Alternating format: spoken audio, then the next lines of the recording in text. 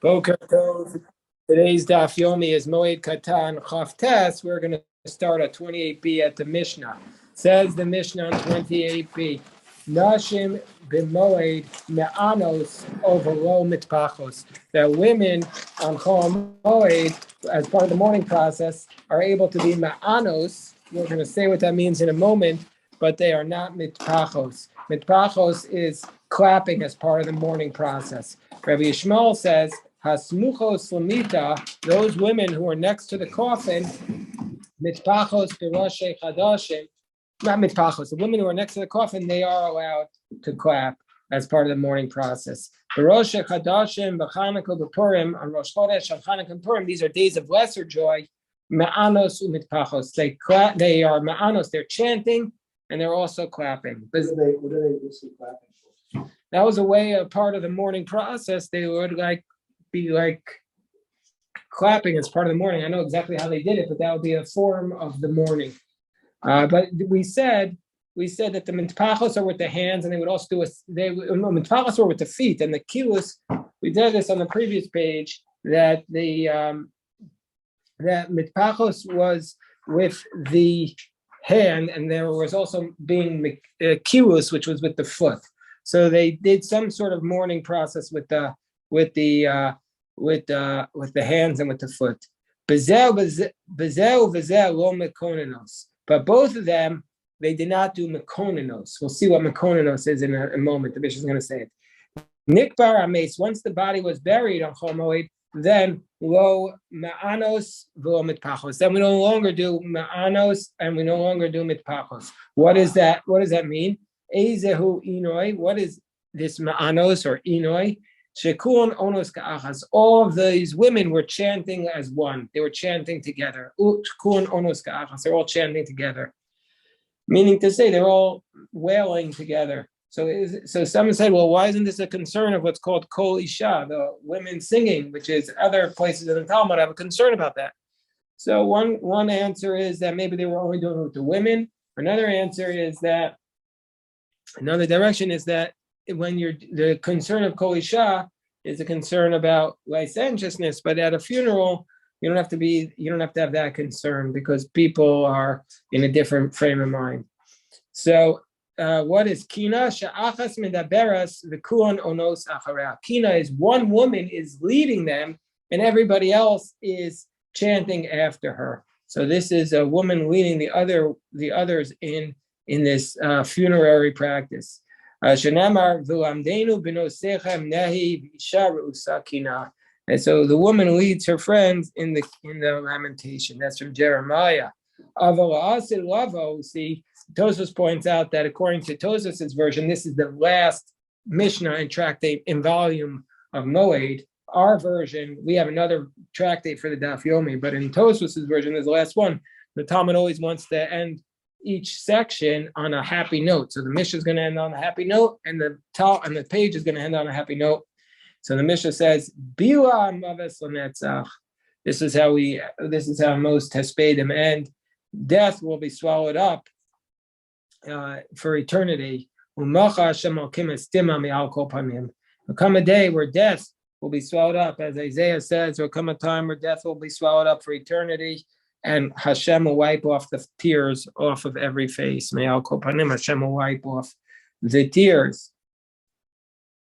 So, my Amram, what do these women say? Amarav, they were saying, Vayla Azla, Vayla Chavila. Woe to the woman, woe to those who are going, meaning to say that they have to travel to the next world. Woe on them. Woe to the Chavila.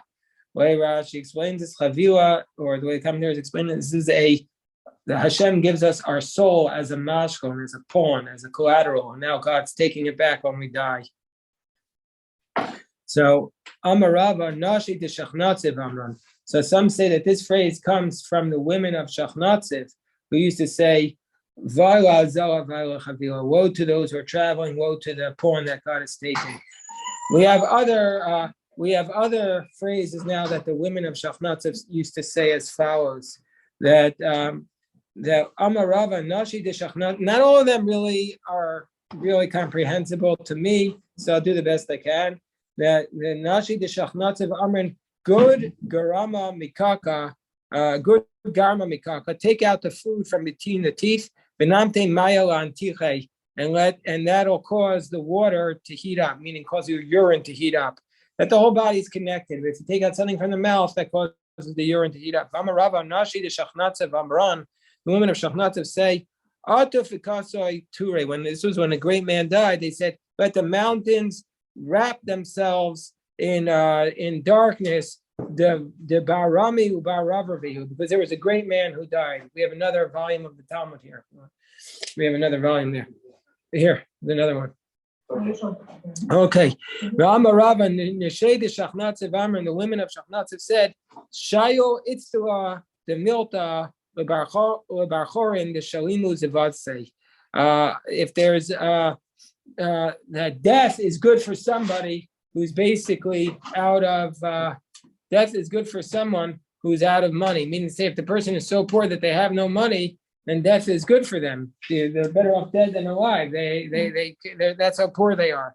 That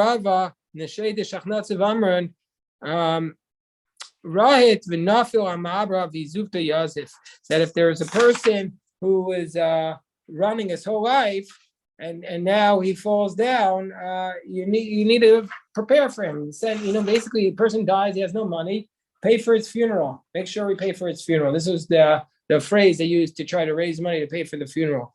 The women of Shachnatzev said,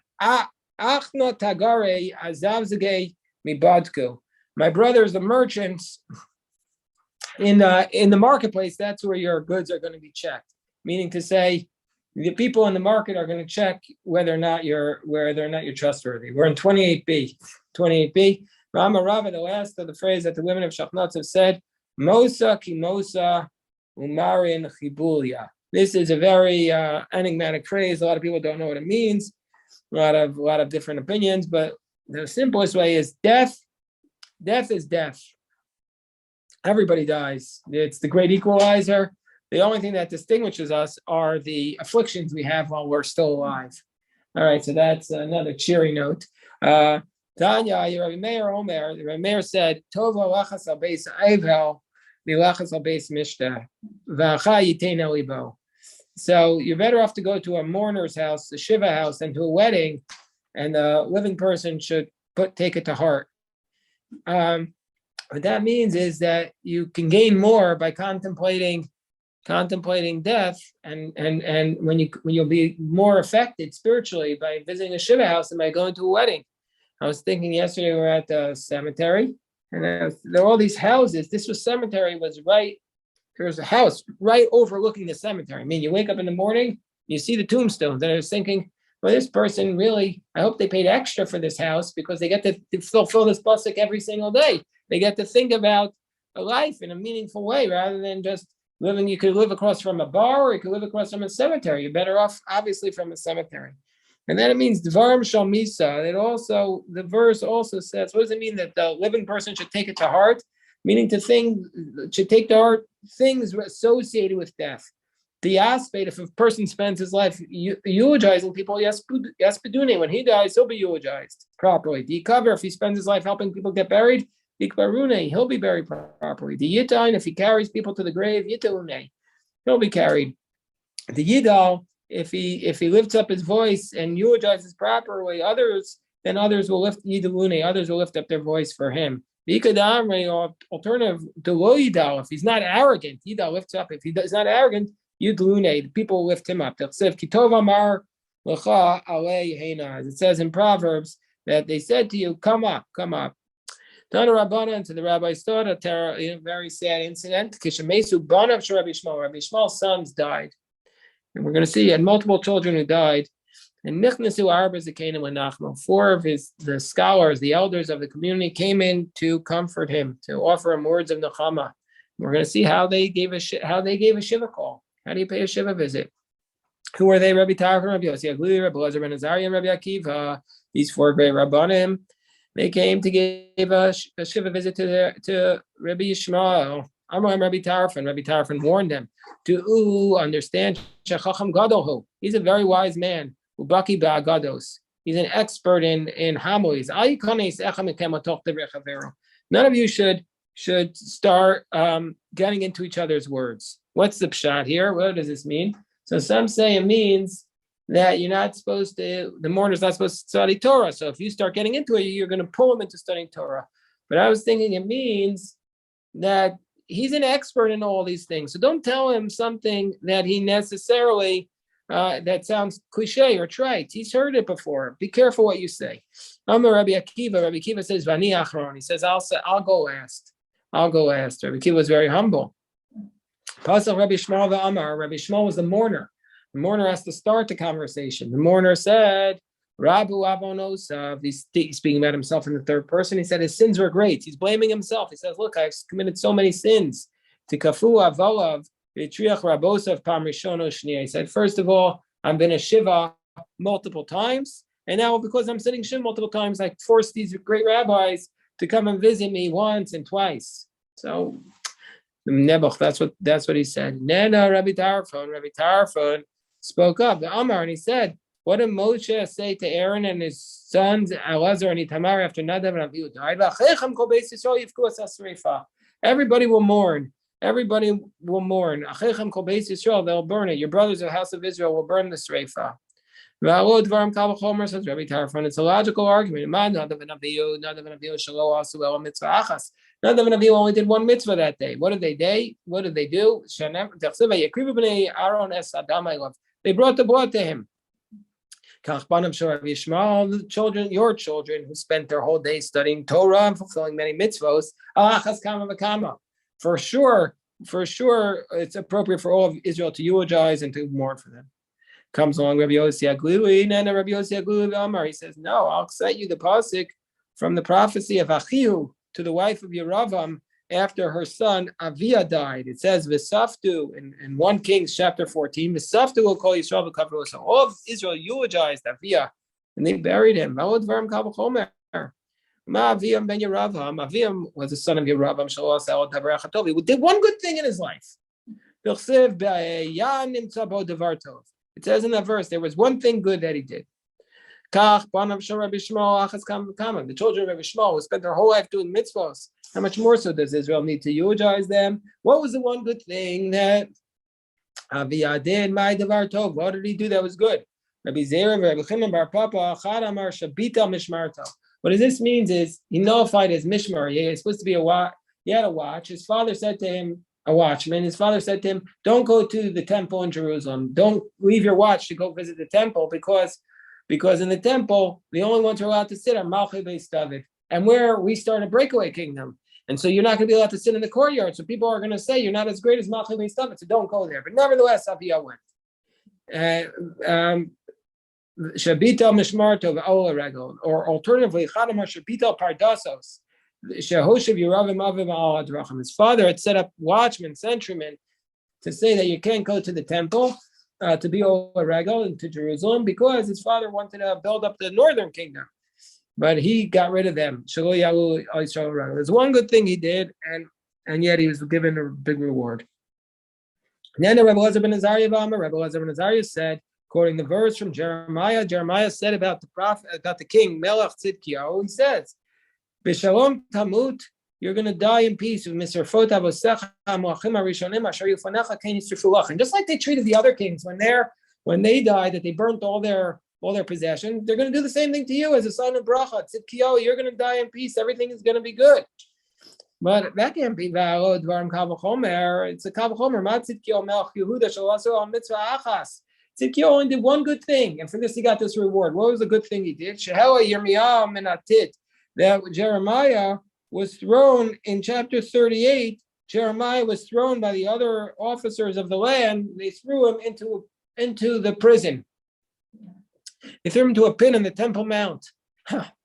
Jeremiah, the tzaddik, Yirmiyahu HaKohen. They threw him into a pit, and Tzidkiyahu did one good thing, that he lifted him up. How much more so shall the children of Rabbi Yishmael be given a proper eulogy? Then Rabbi Akiva said, following eulogy, he said about the prophecy Zechariah. Zechariah's prophecy is a very big mystery to understand Zechariah's prophecy, a lot of them. But Zechariah says he's going to give a eulogy for those that will be killed in the time of the exile. It says, Bayom on that day, Yigdal HaMisped B'Yerushalayim K'Misped Hadad Rimon Bikat Megiddo. He says, on that day, there will be a eulogy in Jerusalem, just like the eulogy of Hadad Rimon in the valley of Megiddo. That's what Rabbi Akiva is saying. He's citing the pasuk from Zechariah.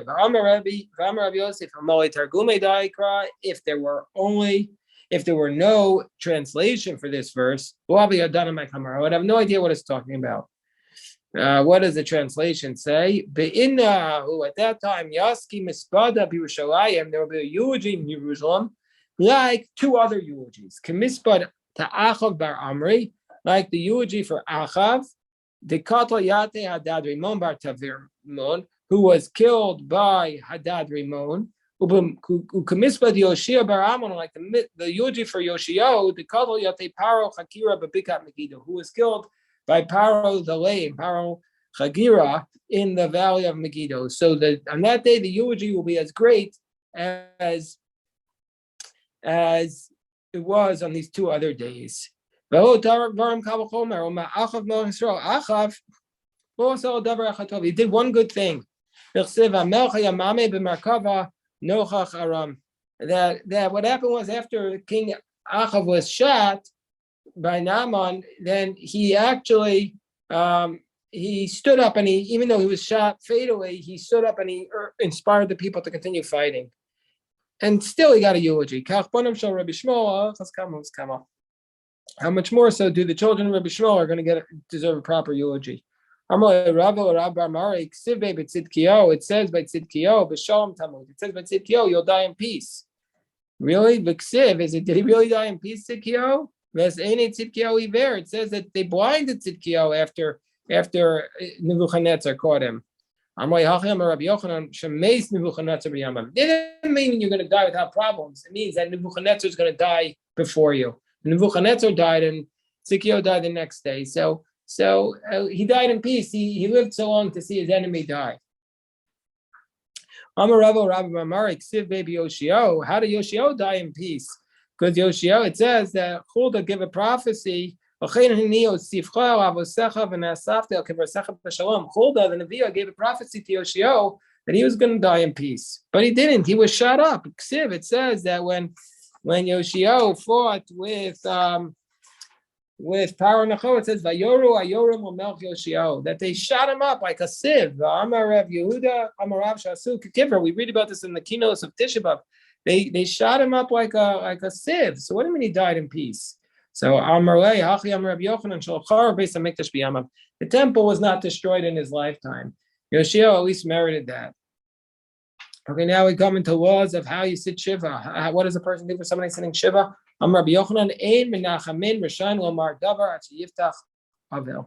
The comforters cannot start to say something to the mourner until the mourner opens up their mouth first. The mourner has to open up their mouth and start to speak, because the mourner might not want to speak what you want to talk about. The mourner might be sitting there, you might want to come in and say, "Oh, I'm going to tell you the most important thing that you should know about mourning, about comforting, about how you sit Shiva." And the mourner might be like, "All day long, I'm thinking about this relative who passed away. I'd rather just think about something else. I want to think about, like the movies, and you're forcing me back into it." So the mourner might be upset. Or you might say, "Let me take the mourner's mind off of this. I'm going to tell him a joke, or I'll talk about the news." And the mourner might say, "Here, this guy's talking to me about nonsense. I want to think about my loved one." You have to take your cues from him. But this is a verse from the book of Job, where it says, when Job's friends came to comfort him, it says, it says, after that, Job opened up his mouth and spoke, and then Eliphaz the Temani also spoke. So Eliphaz was Job's friend. I heard in the name of Reb Chaim Shmulevitz, I heard it actually on Rabbi Shalom Rosner's podcast, that he quoted Reb Chaim Shmulevitz, and he said, God says to Satan says, "I want to test Job." God says, "You can do everything, just don't kill him." So why did Hashem Yisbarach leave Job's friends around? Why did he take away Job's friends? Why did he leave Job's friends around? So Reb Chaim Shmulevitz said, because that falls under the category of life. You can't have life if you don't have other people, if you don't have friends, you can't have wife. Amar Rabbi Avo, Minayla Aval Shamesa Brosh. How do we know that the mourner has to sit first at the head of the table? As it states, Afkar Darkam, may shave Rosh. It says about Job, I'll choose their path and I'll sit at the head. Ve'eshkon Tamelch, Bagdud, Kasher Avelim Yinachem, and I will dwell like a king in his unit, just when the mourners are providing comfort. Yinachem, Achrini Mashma. That means to say that others will comfort him. Means to say others will sit at the head. So Amar Nachman Bar Yitzchak. Yinachem Ksiv. No, he will provide the comfort. He is the mourner. Meaning to say, we read it as Yinachem, meaning to say it refers back to the mourner, that he sits at the head and when he's being comforted. So Marzutra says is that the source for this idea that the mourner sits at the head is from the book of Amos, where it says Visar Mirzach Siruchim. Mirzach means that the mourner is Mar Vizach. He's bitter and he's also his mind is clear of anything, and he's nasa sar with saruchim, and he sits as the head for saruchim. Maybe saruchim means the remnants. Amar Rabbi Chaim bar Chanina minayla Katan shemesa barash. A groom also sits at the head of the table, and it states kechatan yachahem pe'er, like a groom serving as a kohen. Ma kohen merosh, just like the kohen always sits at the head. Af chatan merosh, so too the kohen. The chatan is also at the head. The kohen gufa minon. How do we know that the kohen himself sits at the head? The Tan and Rabbi Shmuel, because it was taught the Kidash To, Ki es lechem elokecha hu makriv, meaning to say kol davar shegdusha. The kohen always gets first. Liftoach rishon, he makes the blessing on the Torah. Levarach rishon, makes the first blessing on the motzi. Velito mani yafa rishon, and he always gets the first portion of food. The kohen always goes first. Amar Rabbi Chanina, kasha yitzias neshama min haguf. When the soul leaves the body, it's difficult. Kitsipori b'pi veshet. It's difficult like a knot. We're on top of 29a, the last half of Moed Katan. It's like a knot coming through a pipe.